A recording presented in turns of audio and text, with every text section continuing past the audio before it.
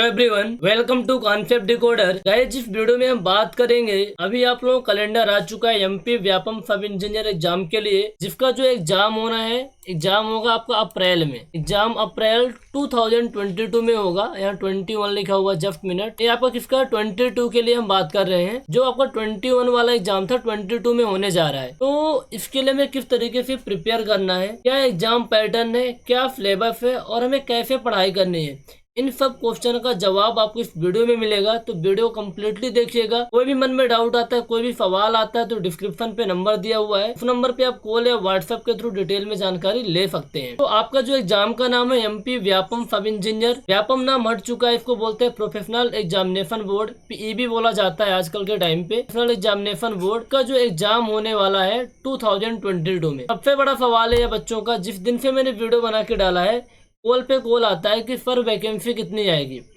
अब देखो 2013 से लेकर के हमारे पास 2020 की हिस्ट्री हमारे पास अवेलेबल है। आप जाइए प्रोफेशनल एग्जामिनेशन बोर्ड के वेबसाइट में, एडवर्टाइजमेंट वाले सेक्शन में आपको हिस्ट्री मिल जाएगी। 2013 से लेकर 2020 तक का जो वेरिएशन है, यहाँ देखो इस बार जो 13 में पोस्ट आई थी 500 के करीब पोस्ट आई थी, फिर 1000 पोस्ट आई थी, फिर 700। 2000 जो 18 में पोस्ट आई थी, एग्जैक्ट हमको याद नहीं है, लेकिन 1000 पोस्ट के आसपास आई थी, 1052 पोस्ट के आसपास आई थी। लेकिन 20 में क्या हुआ कि केवल 56 पोस्ट आई। दरअसल एग्जाम कंडक्ट करवाने वाले नहीं थे 20 में, है ना। हुआ क्या, एक कोविड के चक्कर में एग्जाम नहीं होता, अर्बन डिपार्टमेंट में वैकेंसी आई थी 56 जुलाई मंथ में, और इसी वैकेंसी को व्यापम सब इंजीनियर का नाम देके निकाल दिया था, और बच्चों से पैसा खूब वसूल लिया एग्जाम फॉर्म भरा के। ये एग्जाम कैंसिल भी हो गया था। अब इस बार कितनी वैकेंसी आएगी, देखो अब तक का जो हिस्ट्री रहा ना, 500 से कम वैकेंसी अभी तक नहीं आई है सब इंजीनियर एग्जाम के लिए। तो ब्रस्ट कंडीशन में हम मानते हैं कम से कम तो 250-300 वैकेंसी आएगी, इतना मान के चल सकते हो आप। कम से कम 300 से 250, 300, 400 वैकेंसी आएगी सिविल इंजीनियरिंग के लिए। मैक्सिमम जो फील्डें होती है सिविल इंजीनियरिंग की, सबसे ज़्यादा वैकेंसी आती है। तो आपके पास एक बहुत बड़ी अपॉर्चुनिटी है, गोल्डन अपॉर्चुनिटी है। जो मध्य प्रदेश के स्टूडेंट हैं उनके लिए तो और बहुत इंपॉर्टेंट है कि भैया इस एग्जाम के लिए प्रिपेयर करो, क्योंकि सिंगल एग्जाम होता है, ना तो कोई कन्वेंशनल पेपर होता, ना तो कोई निगेटिव मार्किंग होती। बहुत ही अच्छा एग्जाम होता है, सिलेक्शन हो जाता तो लाइफ काफ़ी अच्छी हो जाती है।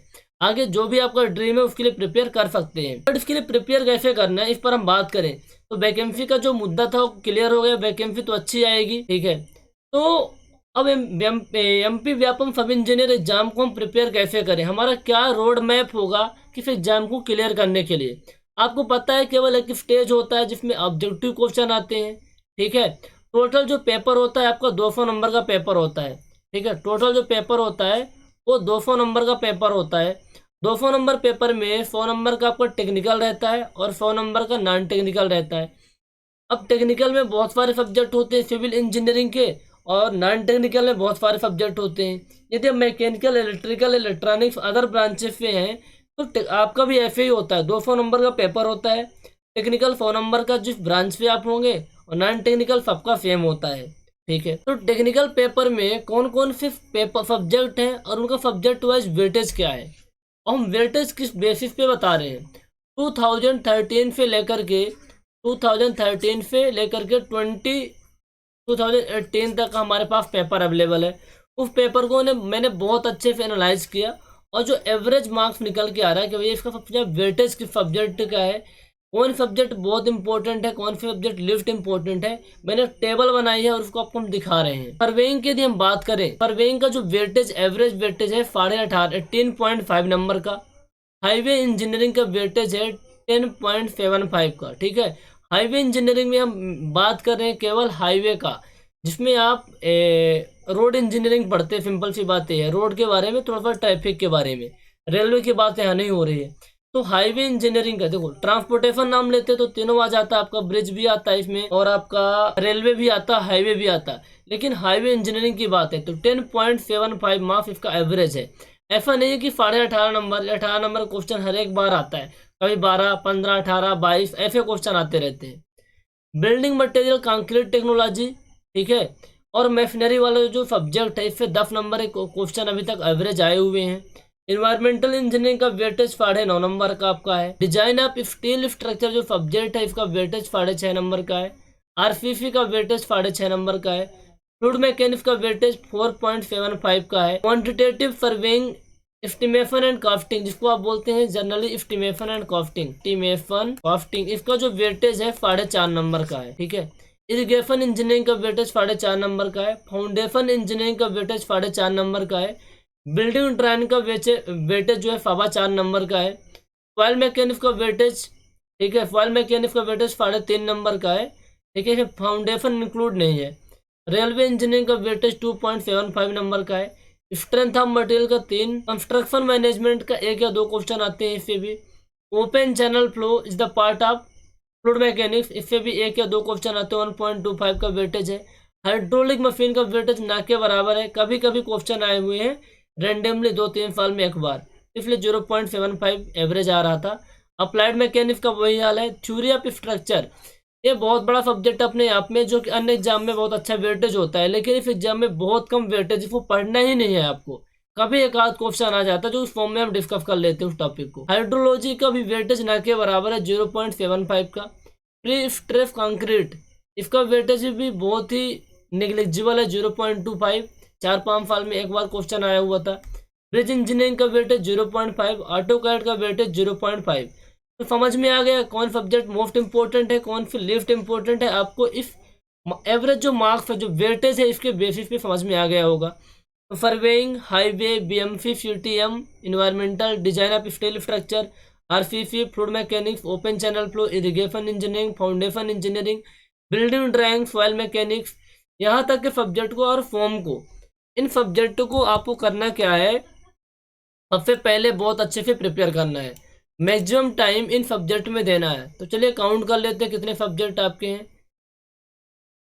सर्वेइंग हो गया, हाईवे इंजीनियरिंग हो गया, बीएमसी हो गया, इन्वायरमेंटल हो गया, design of steel structure. In 6-7 subject ऐसे हैं जिनका वेटेज काफ़ी अच्छा है। इसमें एमपी व्यापम सब इंजीनियर एग्जाम में जिसके लिए हम डिस्कस कर रहे हैं, तो यार इन सब्जेक्ट को पहले आप कर लो बहुत ही अच्छे से, बहुत अच्छे से इन सब्जेक्ट को आप कर लो। ये टेक्निकल की बात हुई। अब हम देख लेते हैं नॉन टेक्निकल में कौन कौन से सब्जेक्ट है, उनका वेटेज क्या है। इसके बाद हम बताएंगे आपको किस तरीके से आपको प्रिपेयर करना है, किस तरीके से आपको प्रिपेयर करना है टेक एंड नॉन टेक दोनों पार्ट को। तो देखिए, नॉन टेक्निकल पेपर में बहुत अच्छी बात यह है कि जो मैंने एनालाइज किया और जिनका जो सेक्शन होता है ना, इसमें फिक्स रहता है। हिंदी पे 15 क्वेश्चन आने तो 14 से 15, ऐसा नहीं कि 10, 8, 12 हो जाएंगे, कुछ भी नहीं। ये फिक्स है तो फिक्स है। 14 से 16 हो सकते हैं, 15 से 16 फिर 14 हो सकते हैं, यानी इसी के बीच क्वेश्चन वेरी करते रहते हैं, 14, 15, 16 हर एक सब्जेक्ट में। ठीक है, और हर एक साल की बात है, इसका वेटेज कभी चेंज नहीं होता, हर एक सब्जेक्ट का इक्वल वेटेज है। Most important and list important आप नहीं कह सकते। हाँ, टॉपिक में हम करेंगे कि भैया हिंदी के अंदर 10 टॉपिक है, तो इनमें कौन से मोस्ट इंपोर्टेंट है, कौन से लिस्ट इंपोर्टेंट है, जिस सब्जेक्ट पे हम बात करें तब डिस्कस कर लेंगे। तो देखो, हिंदी का जो वेटेज है 15 नंबर का एवरेज, 15 क्वेश्चन आते हैं, एक क्वेश्चन 1 नंबर का होता है। इंग्लिश से भी 15 क्वेश्चन आते हैं, 15 वेटेज भी होता है इनका। मैथ का वेटेज 14, रीजनिंग का 14, कंप्यूटर का 14, साइंस का 14, जनरल अवेयरनेस का 14। तो देखो 14, 15, 16 पे वेरी करता है। आपके कितने 7 सब्जेक्ट हैं, इन 7 सब्जेक्ट को बहुत ही अच्छे से आपको करना पड़ेगा। ये नॉन टेक्निकल पेपर है, तो हर एक सब्जेक्ट का इक्वल वेटेज है, तो आप जो टाइम देंगे हर एक सब्जेक्ट के लिए इक्वल आप टाइम देंगे। तो हमारे मन में जो सवाल आते हैं कि भैया एग्जाम की तैयारी कैसे करें, हमें क्या क्या पढ़ना होगा और कहाँ से पढ़ना होगा। ठीक है, नोट्स एंड बुक्स कहाँ से लें, खुद से बनाएं, क्या करें। तो देखो, पहला जो क्वेश्चन है, इस एग्जाम की तैयारी कैसे करें, इस सवाल का जवाब ये है कि भैया जो आपका सिलेबस है ना, पहले आप हार्ड कॉपी पे निकालवा लो, प्रिंट आउट करवा लो, फिर खुद से लिख लो, एक कॉपी पे लिख लो भैया ये सिलेबस है, ये टेक्निकल में मोस्ट इंपॉर्टेंट है, लिस्ट इंपॉर्टेंट सब्जेक्ट है, और नॉन टेक में सबका इक्वल वेटेज है, पहले आप लिख लो। इसके बाद आपको पढ़ाई स्टार्ट करनी है। तो जो सब्जेक्ट बहुत इंपॉर्टेंट है, मोस्ट इंपॉर्टेंट 7-8 सब्जेक्ट हैं, 6-7 सब्जेक्ट जो भी हैं, उनको बहुत अच्छे से पहले कवर कर लो। ठीक है, कैसे कवर करोगे, जैसे आप मान के चलो आप सर्वेइंग पढ़ रहे हो, आप क्या कर रहे हो, सर्वेइंग पढ़ रहे हो, तो सर्वेइंग के लिए आपको करना क्या है, देखो बहुत अच्छे से पढ़ना है, ऊपर ऊपर से पढ़ने से कुछ नहीं होगा, क्योंकि आप बहुत सारे बच्चे एग्जाम दे के आए हैं DFCCIL का, कल बता रहे सर न्यूमेरिकल तो नहीं आया, लेकिन सारे क्वेश्चन थ्योरेटिकल थे, कॉन्सेप्चुअल क्वेश्चन थे, 1 लाइनर क्वेश्चन बहुत कम आते, 30-40 क्वेश्चन आ जाएंगे 100 में, तो वो तो सबको आता है। तो आपको बहुत अच्छे से कॉन्सेप्ट को क्लियर करना है। आपने फॉरवेइंग का मान लीजिए पहला वाला चैप्टर आपने पढ़ लिया, तो फिर क्या करिए, उसको रिवाइज करने के बाद जो सब इंजीनियर एग्जाम में अब तक के क्वेश्चन पूछे गए उस पर्टिकुलर चैप्टर से उनको कर लीजिए। उनको करने के बाद आप कर सकते हैं MPPFC ए के जो भी क्वेश्चन पुराने उनको कर लीजिए, यदि आपको अवेलेबल हो जाता है तो ठीक है। या फिर नहीं अवेलेबल होता तो पहले फॉरवेइंग के पहले क्वेश्चन करिए, फॉरवेइंग के उन क्वेश्चन को करिए जो MP व्यापम सब इंजीनियर एग्जाम में पूछे गए थे। इसके बाद FFC JEE के आप क्वेश्चन को लगाइए, ठीक है, FFC JEE के क्वेश्चन को लगाइए। और आपको टाइम मिलता है तो आप ऑल स्टेट के JEE वाले क्वेश्चन को लगाइए, ऑल स्टेट के जो JEE वाले क्वेश्चन उनको लगाइए। ये 3 स्टेप आपको करना होगा। सबसे पहले कॉन्सेप्ट को क्लियर करना, कॉन्सेप्ट क्लियर करने के बाद सब इंजीनियर एग्जाम के जो प्रीवियस ईयर क्वेश्चन उनको लगाना है। इसके बाद FFC JEE के क्वेश्चन लगाने हैं और ऑल स्टेट के JEE के क्वेश्चन लगा लो, ठीक है। या फिर आपको पास और टाइम बचता है तो गुप्ता एंड गुप्ता लगा लो। गुप्ता एंड गुप्ता तभी आप लगाना जब आपके पास टाइम बचेगा, क्योंकि इसका सिनेरियो खत्म हो रहा है। गुप्ता एंड गुप्ता का इसका ट्रेंड खत्म हो चुका है, बहुत कम है, बट करना चाहिए, क्वेश्चन दिए रहते हैं। तो यूथ कंपटीशन टाइम की एक बुक आती है, 2 बुक आती है, वॉल्यूम 1 एंड वॉल्यूम 2। उन बुक का लिंक हम डिस्क्रिप्शन पे आपको दे देंगे, वहाँ से जाके आप परचेज कर सकते हो, अमेजोन पे मिल जाएगी। उन बुक में ऑल स्टेट के JEE के क्वेश्चन दिए हुए हैं। सॉल्यूशन पे मत जाना, क्वेश्चन पे जाना, क्वेश्चन कलेक्शन बहुत अच्छा है, वहाँ पे कर सकते हैं आप। तो ये 3 स्टेप तो करना होगा। तो आपके हर एक सब्जेक्ट के हर एक चैप्टर को ऐसे ही करना है, पहले कॉन्सेप्ट पढ़ो, क्वेश्चन लगाओ, कॉन्सेप्ट पढ़ो, क्वेश्चन लगाओ, ठीक है। इसके बाद आपको करना क्या है, जब सारे सब्जेक्ट आप पढ़ लो तो सब्जेक्ट या फिर सब्जेक्ट जैसे कंप्लीट होता है उसके बाद आप टेस्ट सीरीज ज्वाइन करो। तो टेस्ट सीरीज कैसे ज्वाइन करोगे, जैसे हमारे यहाँ क्या है कि हम लोग क्या करते हैं कि जो सब्जेक्ट कंप्लीट होता है ना उसके हम मॉक टेस्ट आपको प्रोवाइड करा देते हैं। या फिर आप खुद से प्रिपेयर कर रहे हो ना, तो पहले सारे सब्जेक्ट प्रिपेयर कर लो, इसके बाद टेस्ट सीरीज अच्छे से ज्वाइन कर लो। वहाँ से मिक्स टेस्ट लगाओ, सब्जेक्ट वाइज टेस्ट लगाओ, फुल लेंथ टेस्ट लगाओ, तीनों टाइप के टेस्ट लगाना है। Tech and non tech mix वाला टेस्ट लगाओगे तो फुल लेंथ टेस्ट हो जाएगा। मिक्स्ड में क्या होगा, सब्जेक्ट वाइज मिक्स टेस्ट रहेगा और सब्जेक्ट वाइज तो होगा ही होगा, तो 3-4 सब्जेक्ट मिक्स हो जाएंगे, काफ़ी अच्छा आपका प्रिपरेशन हो जाएगा। यदि आप एक स्ट्रेटजी फॉलो करते हैं तो बहुत अच्छे से आप कर पाएंगे। बट पहला जो मैंने स्टेप बताया कि भैया आपको कॉन्सेप्ट क्लियर करने हैं, तो आप कॉन्सेप्ट कैसे क्लियर करोगे? क्या आपके पास ऑप्शन है कि आप स्टैंडर्ड बुक ले लो? उससे तो बहुत मुश्किल हो जाएगा यार, टाइम ही नहीं है। जो बच्चे पहले से पढ़ाई कर चुके हैं अन्य एग्जाम के लिए, FFC JEE के लिए, या फिर हमसे आप पढ़ाई कर चुके हैं भैया, तो आपके कॉन्सेप्ट तो बहुत अच्छे होंगे। जो हमारे स्टूडेंट हैं हमें पता है कि हमने उनको क्या दिया था, हमें 100% श्योर है, आपके ऊपर पूरा बिलीव है कि आप बहुत अच्छे से कॉन्सेप्ट आपके क्लियर होंगे हर एक सब्जेक्ट के। तो आपको कहीं कुछ भी ज्वाइन नहीं करना है टेक्निकल के लिए, आपको जस्ट क्वेश्चन प्रैक्टिस करना, जो भी डाउट है बताइएगा। डाउट बहुत कम आएंगे, क्वेश्चन आप प्रैक्टिस करना चालू कर दीजिए जिस तरीके से मैंने बताया है। और आपके कॉन्सेप्ट बहुत अच्छे हैं तो आप EF के ऑब्जेक्टिव क्वेश्चन भी लगाना है, EF के ऑब्जेक्टिव क्वेश्चन भी लगाना है। इंजीनियरिंग सर्विसेज एग्जामिनेशन IEF जिसको बोलते हैं, इनके ऑब्जेक्टिव क्वेश्चन भी लगाइए तो बहुत अच्छे कॉन्सेप्ट हो जाएंगे। तो आप लोगों के लिए तो बहुत कुछ करना ही नहीं है, बस जस्ट आपको प्रैक्टिस, रिवीजन, क्वेश्चन लगाने हैं। जो आप प्रेफर बच्चे हैं जिनको प्रिपेयर करना है स्टार्टिंग से, भैया आप स्टैंडर्ड बुक से करने जाओगे तो आपको समझ में नहीं आएगा कौन से टॉपिक कितना डेप्थ तक पढ़ना है, कैसे करना है, बहुत टाइम वेस्ट हो जाएगा, सिंपल सी बातें हैं। तो आपको कोई ना कोई कोचिंग तो ज्वाइन करनी पड़ेगी, ठीक है। यदि आप कॉन्सेप्ट क्लियर नहीं है तो कोई ना कोई कोचिंग ज्वाइन करनी पड़ेगी। कोई मेंटर होना चाहिए जो आपको बता सके इस सब्जेक्ट में आपको इतना पढ़ना है, और कहीं डाउट आए तो आपके डाउट को क्लियर कर सके, तभी आप काम कर पाओगे। तो देखो, दूसरे कोचिंग का तो हमें कुछ आइडिया नहीं है, मैं अपने कोचिंग के बारे में थोड़ा सा बता देता हूँ आपको। हम आपको क्या प्रोवाइड करने वाले हैं, हमारे जो सारे सब्जेक्ट के वीडियो लेक्चर है ना, बहुत ही अच्छे से रिकॉर्डेड है, ठीक है, बहुत ही अच्छे से रिकॉर्डेड है, थोड़ा डेप्थ में है। डेप्थ में इसलिए मैंने करवाया ताकि कोई भी कॉन्सेप्ट आपके लूज ना हो, सारे कॉन्सेप्ट बहुत अच्छे से बन जाएं। हर एक सब्जेक्ट का आपको रिकॉर्डेड वीडियो लेक्चर मिलेंगे। उसके साथ साथ उन सब्जेक्ट में जो मैंने क्वेश्चन बताए हैं ना, उन ऑब्जेक्टिव क्वेश्चन को कराया भी गया है। इसके अलावा अलग से सीरीज में हम क्वेश्चन को करवा रहे हैं, तो ये सब कुछ आपको मिलेगा। तो वहाँ पे कॉन्सेप्ट भी क्लियर होंगे, क्वेश्चन भी प्रैक्टिस कर पाएंगे, प्लस प्रैक्टिस सेट भी हम प्रोवाइड करते हैं, वहाँ पे भी आप कर सकते हैं। ये तो कॉन्सेप्ट डिकोडर कोचिंग की बात कर रहा हूँ जिसमें हम काम करते हैं, ठीक है। बट अदर कोचिंग में क्या है, हमें कुछ आइडिया नहीं है, तो आपको रिकॉर्डेड वीडियो लेक्चर मिलेगा, तो उसके अकॉर्डिंग अपना टाइम को मैनेज कर सकते हैं। यदि आप जॉब करते हैं तो आप रात में वीडियो देखिए, है ना, या आपको रात में जॉब का शेड्यूल रहता है तो आप डे पे देखिए। अपने अकॉर्डिंग कहीं भी रहिए, दुनिया में किसी भी कोने पे रहिए, घर पे रहिए, जॉब पे रहिए, कहीं भी रहिए, आप वीडियो को एक्सेस कर सकते हैं।